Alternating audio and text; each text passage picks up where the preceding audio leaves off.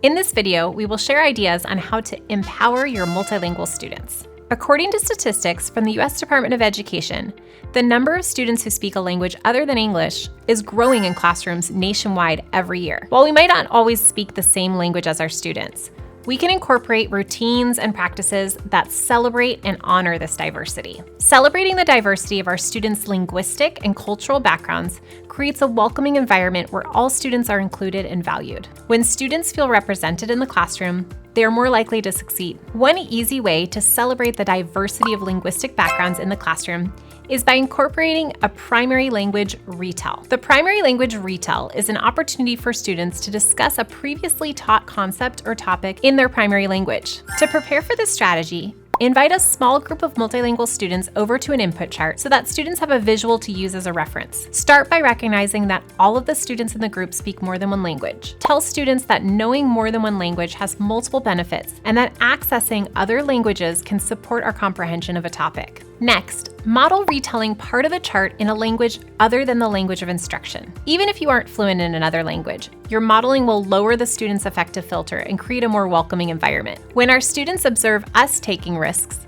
they are more willing to do some themselves. After you have modeled retelling part of the chart, encourage the students to take turns and discuss some of the information in their primary language. Celebrate the language they produce and remind them of how fortunate they are to be multilingual. Let's take a look at this in the classroom. Thanks for coming over to the board. We're going to do an activity now where we're going to activate that other language that we have. I know that all of us here speak a language other than English. Is that true? Yep. So cool. So cool. I love languages.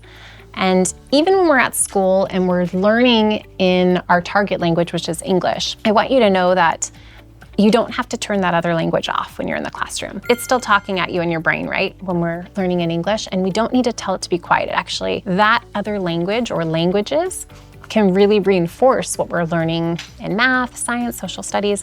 So we're gonna use that other language to support us in remembering this content today from our lesson.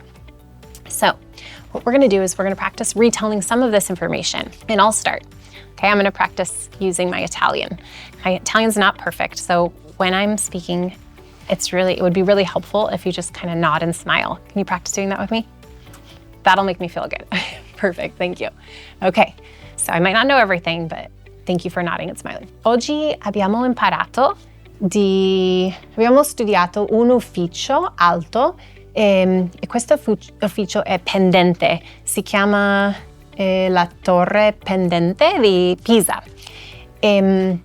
Abbiamo studiato questo cilindro, abbiamo parlato della description, abbiamo parlato anche di circonferenza, maybe, e c'è una formula, 2 pi raggio è uguale a C, or circumferenza. I just did a little bit.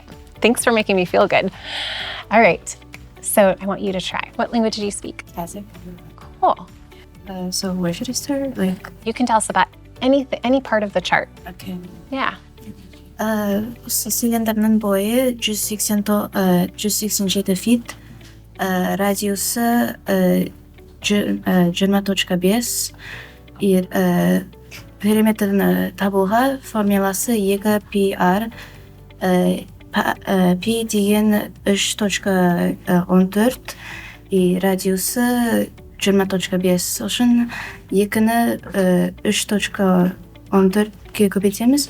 Ол деген 6.28, содан кейін 6.28-ді 20.5-ке көбейтеміз. Сол деген 128.74 фит, и содан кейін соны оңайырақ қылуға 129 фит қыламыз. Сол деген периметрсі. Wow. Wow. Thank you so much for sharing.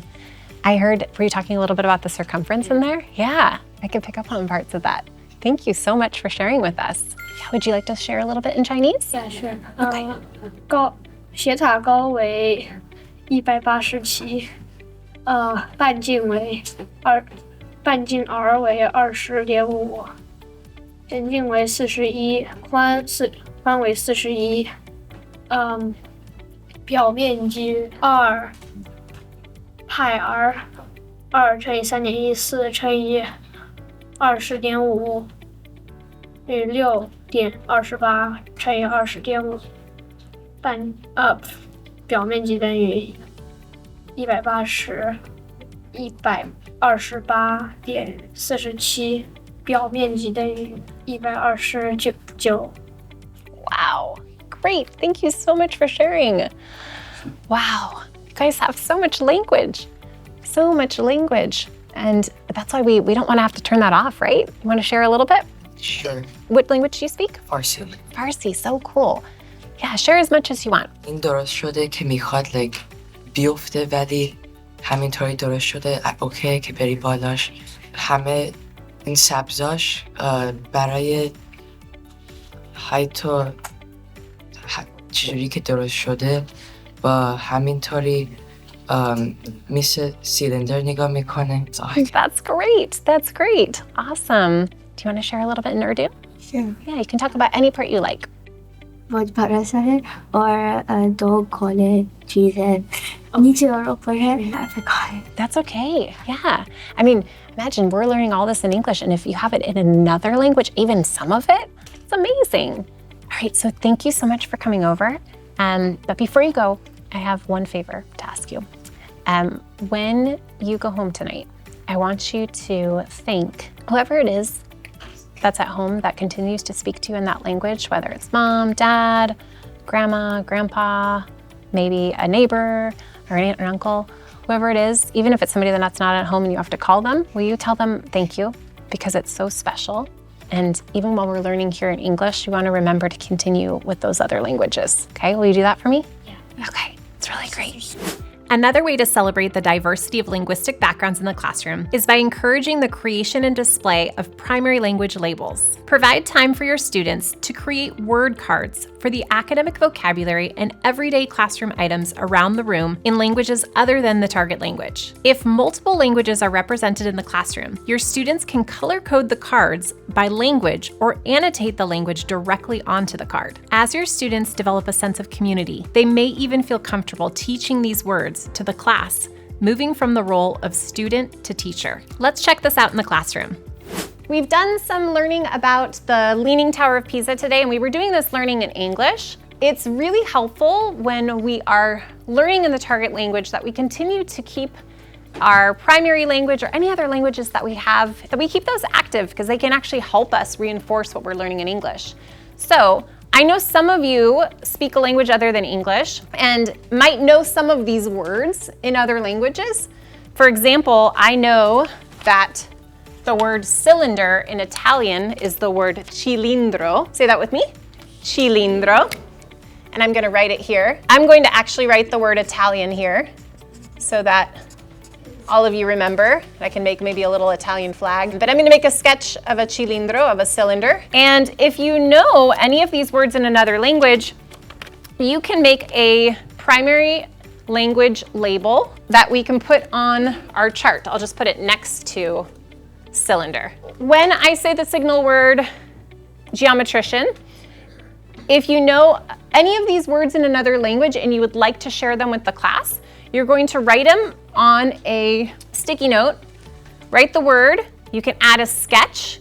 If you want, you can also label the language it's from, since we have so many different languages represented in our classroom, and then teach it to somebody at your table, and then come add it to our chart. You can add a label in English, add a sketch, and come add your label to this chart as well. Our signal word is the word geometrician. Everybody say it with me, geometrician. As this video ends, take a moment to process the information from this video. How do you celebrate the diversity of linguistic backgrounds in your classroom?